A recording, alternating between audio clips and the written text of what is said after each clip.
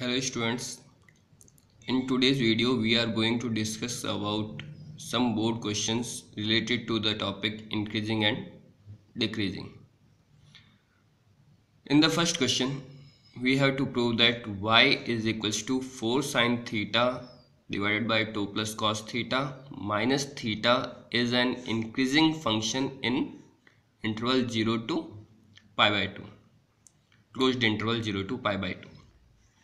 Function given है और इस इंटरवल में हमें प्रूव करना है कि ये फंक्शन इंक्रीजिंग है.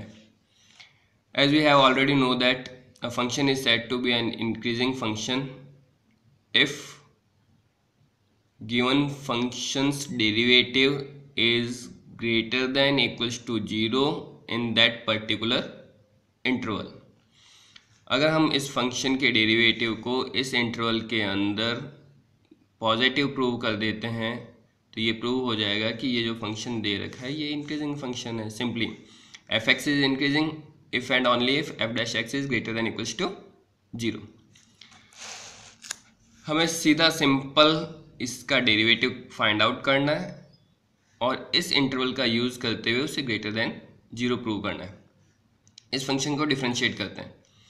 वाई फंक्शन थीटा वेरिएबल की फॉर्म में गिवन है तो हम y को थीटा के रेस्पेक्ट में डिफ्रेंशिएट कर देंगे और डिफ्रेंशिएशन बिल्कुल इजी सा है.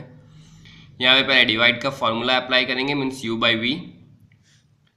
We square v as it is and derivative of this one means derivative of u 4 as it is sine theta का derivative cos theta negative sine. Next में numerator as it is 4 sin theta and derivative of v, or we can say that derivative of denominator. Derivative of 2 is 0 and derivative of cos theta with respect to theta is minus of sin theta. इसका differentiation complete. Negative sign as it is and derivative of theta with respect to theta is 1. इन्हें simplify करना है. 4 2 जा 8 cos theta 4 cos square theta plus 4 sine square theta minus LCM भी हमने ले लिया तो 1 से मल्टीप्लाई होने पर यहाँ पर टर्म मिल जाएगी 2 प्लस कॉस थीटा का होल स्क्वायर. 4 कॉमन लेने पर cos square theta plus sine square theta 1 हो जाएगा तो 4 इंटू 1 4 नेगेटिव साइन. एक्सपेंड कर देंगे a प्लस बी का होल स्क्वायर अप्लाई करके a square b square 2ab. बाहर नेगेटिव साइन होने की वजह से ये 3 नेगेटिव साइंस में कन्वर्ट हो जाएंगी 3 terms. 4 and minus 4 cancel. 8 cos theta minus 4 cos theta is equal to 4 cos theta minus of cos square theta divided by 2 plus cos theta का होल स्क्वायर.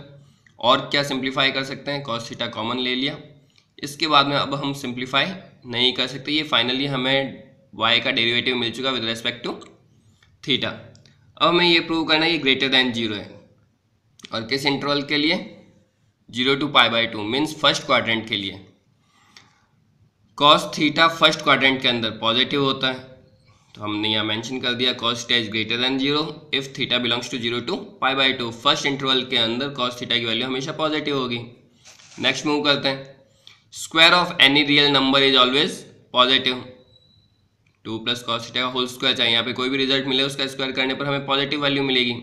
उसका reason as square of real number is always positive. Last रहेगा 4 minus cos theta. हमें ये पता है कि cos theta की minimum value -1 और मैक्सिमम वैल्यू +1 होगी. इस वजह से 4 में से अगर आप वैल्यू -1 टू +1 माइनस करते हैं तो हमेशा पॉजिटिव होगा. क्लियर. 4 में से माइनस करना, क्या माइनस करना है cos थीटा, और cos थीटा की वैल्यूज़ -1 से +1 के बीच में लाई कर रही है. अगर आप 4 में से 1 तक की कोई भी वैल्यू माइनस करेंगे तो आंसर हमेशा क्या मिलेगा, पॉजिटिव. और नेगेटिव वैल्यू माइनस करते हैं तो ऐड हो जाएगा तो भी पॉजिटिव मिलेगा. इस वजह से 4 minus cos theta is always greater than 0. What is the reason, cos theta lies between -1 to +1. इसके बीच में वैल्यू लाई करेगी तो +1 तक अगर आप कुछ भी माइनस करेंगे तो आंसर हमेशा पॉजिटिव मिलेगा. That's why we can say that from equation number 1 and using all these conditions derivative of y with respect to theta is always greater than 0. And if derivative is greater than 0 then the function is said to be an increasing function in the given interval 0 to pi by 2. In this question we have to find out the intervals. We have not given the intervals for this function where it is strictly increasing or decreasing within the range of 0 to 2 pi। इस function का पता करना है कि इस range के अंदर वो कहाँ इंक्रीजिंग है और कहाँ डिक्रीजिंग है। फंक्शन गिवन है, कुछ इंटरवल्स के अंदर ये इंक्रीजिंग होगा, कुछ इंटरवल्स के अंदर ये डिक्रीजिंग होगा। हमें के लिए पता करना है कि वो कहाँ इंक्रीजिंग है कहाँ डिक्रीजिंग है, केवल इस इंटरवल के रेस्पेक्ट में। चलो पता करते हैं। कंडीशन ही होती है स्ट्रिक्टली इंक्रीजिंग के लिए F dash x greater than 0 और डिक्रीजिंग के लिए F dash x less than 0। इसलिए हमें फर्स्ट इस फंक्शन का डेरिवेटिव फाइंड आउट करना होगा। सिंपली इवेल्युएट किया जा सकता है derivative of sine x is cos x and derivative of cos x is minus sine x. अब हमें क्रिटिकल पॉइंट्स फाइंड आउट करने हैं और क्रिटिकल पॉइंट्स के लिए कंडीशन होती है f dash x is equals to 0। Critical points का मतलब जहां पर आपका फंक्शन या तो पॉजिटिव से नेगेटिव में चेंज हो रहा है या फिर नेगेटिव से पॉजिटिव में चेंज हो रहा है, मतलब वहां पर डेरिवेटिव किसके इक्वल हो जाएगा 0।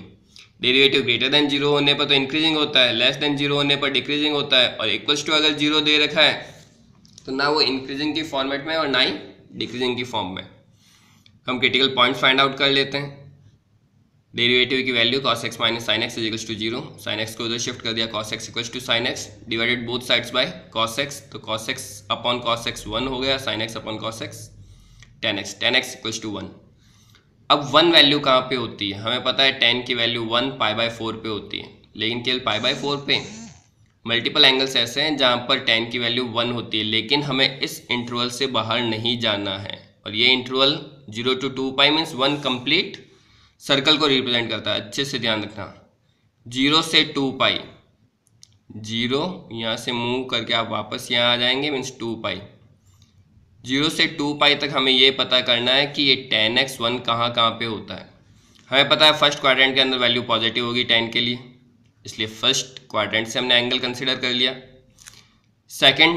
थर्ड क्वाड्रेंट के अंदर tan x की वैल्यू पॉजिटिव होती है, थर्ड क्वाड्रेंट, और थर्ड क्वाड्रेंट के लिए हम यूज़ करेंगे पाई प्लस, क्योंकि अगर आपने 2 पाई माइनस यूज़ किया तो यहाँ पे tan नहीं रहेगा, ये कॉट में कन्वर्ट हो जाएगा। तो हम यहाँ पर यूज़ करेंगे pi plus tan 180 plus third quadrant के लिए, और angle pi by 4। Pi plus pi by 4 पे भी वैल्यू क्या होगी +1।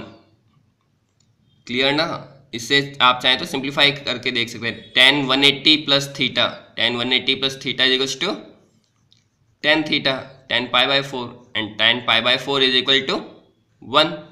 इसका मीनिंग बिल्कुल राइट है कि 1 की वैल्यू 0 to 2 पाई इंटरवल में 2 angles, first pi by 4 and second pi plus pi by 4 पे क्या होगी 1। सिंप्लीफाई कर लिया, pi plus pi by 4 5 pi by 4, तो यहाँ से आपको x की 2 वैल्यूज मिल जाएगी, pi by 4 and 5 pi by 4। This 2 are critical points, means इन पे ना तो फंक्शन इंक्रीजिंग है और ना ही डिक्रीजिंग। अब हम इसे नंबर लाइन पे प्लॉट कर लेते हैं क्रिटिकल पॉइंट्स मिलने के बाद में, -∞ टू +∞, लेकिन हमें बाउंड कर रखा है, हमें 0 to 2 पाई के बाहर नहीं जाना है। ये इंटरवल यहाँ पर दे रखा है क्योंकि उन्होंने जो कंडीशन दी है वो 0 to 2 पाई के लिए ही दी है, केवल इसी इंटरवल में पता करोगे कहाँ इंक्रीजिंग है और कहाँ डिक्रीजिंग है। इसलिए हमने नंबर लाइन को यहाँ पर टर्मिनेट कर दिया 0 और 2 पाई से, केवल इसके बाहर नहीं जाना है। पाई बाय 4 इन बिटवीन लाई कर रहा है, 5 पाई बाय 4 भी इन बिटवीन लाई कर रहा है। तो हमें टोटल कितने इंटरवल्स मिल गए? ये first interval, this is the second interval and this is the third interval. First interval is 0 to pi by 4। तो हम यहाँ पर शो कर देते हैं फर्स्ट इंटरवल का column, second sign of f dash x. इस इंटरवल के अंदर एफ डैश एक्स का साइन क्या होगा, और एफ डैश एक्स के साइन के बेस पर हम ये बता सकते हैं कि फंक्शन इंक्रीजिंग है या डिक्रीजिंग है। चलो फर्स्ट इंटरवल हमें क्या मिल रहा है 0 to pi by 4। F dash x greater than 0 होगा। अब कैसे 0 होगा इसे अच्छे से देखना। 0 to pi by 4 means 0 to 45, इसके बीच की कोई भी वैल्यू लो आप, 0 to 45 के बीच में 30 डिग्री लेते हैं। अब 30 डिग्री हम पुट करते हैं किसके अंदर, हमें साइन लेना है एफ डैश एक्स का, और एफ डैश एक्स की वैल्यू कितनी थी cos x minus sine x. अच्छे से देखना, एफ डैश एक्स इसकी वैल्यू है cos x minus sine x. 0 to 45 के बीच में कोई एंगल लेना है, 0 to 45 के बीच हम 30 डिग्री ले लेते हैं। तो 30 डिग्री पे वैल्यू क्या हो जाएगी इसकी, cos 30 माइनस sin 30। cos 30 क्या होता है, cos 30 की वैल्यू cos 30 होता है √3/2। sin 30 कितना होता है 1/2। एलसीएम 2, √3 की वैल्यू होती है 1.7 माइनस 1। 1.7 में से अगर आप 1 को माइनस करते हैं तो आंसर कितना मिल जाएगा 0.7/2 which is a positive value 0.7/2। इस वजह से f डैश एक्स क्या मिल गया आपको, positive means greater than 0। And if f dash x is greater than 0 then f(x) is decreasing function. Next interval पर मूव करते हैं, π/4 टू 5π/4। π/4 means 45 degree. 5π/4 अगर आप कैलकुलेट करते हैं तो ये हो जाएगा 225। इसके बीच की कोई वैल्यू लेनी है और f डैश एक्स का साइन पता करना है, जैसे अभी हमने किया था। वापस कर लेते हैं।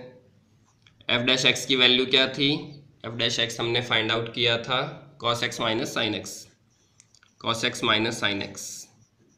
इस बार कौन से इंटरवल के लिए चेक करना है हमें, 45 टू 225। इसके बीच की कोई वैल्यू 90 डिग्री कंसिडर कर लेते हैं। तो f डैश 90 पे क्या साइन मिलेगा हमें, अभी चेक कर लेते हैं। cos 90 minus sign 90। cos 90 की वैल्यू 0, sine 90 1 which is equals to -1। -1 means less than 0। तो f डैश एक्स का साइन क्या मिल रहा है, नेगेटिव मीन्स लेस देन 0, इसलिए फंक्शन यहाँ पर क्या हो जाएगा, डिक्रीजिंग। इसी टाइप से हम 225 से लेकर 360 के बीच की कोई भी वैल्यू पुट करके ये पता कर सकते हैं कि f डैश एक्स क्या मिलेगा हमें, greater than 0, and that's why f(x) is increasing. इस इंटरवल के अंदर मीन्स π/4 टू 5π/4 फंक्शन क्या मिल रहा है आपको, decreasing. Hence the function is strictly decreasing in an interval π/4 to 5π/4 and the function is increasing. यहाँ पे भी इंक्रीजिंग मिल रहा है, यहाँ पे भी इंक्रीजिंग मिल रहा है in the interval 0 to π/4 and 5π/4 to 2π। 0 to π/4 and 5π/4 to 2π, इन दोनों आंसर्स को मर्ज करने के लिए हम किसका यूज कर सकते हैं, यूनियन। ये दोनों इंपॉर्टेंट क्वेश्चंस हैं एग्जाम पॉइंट ऑफ व्यू से। Thank you and have a nice day.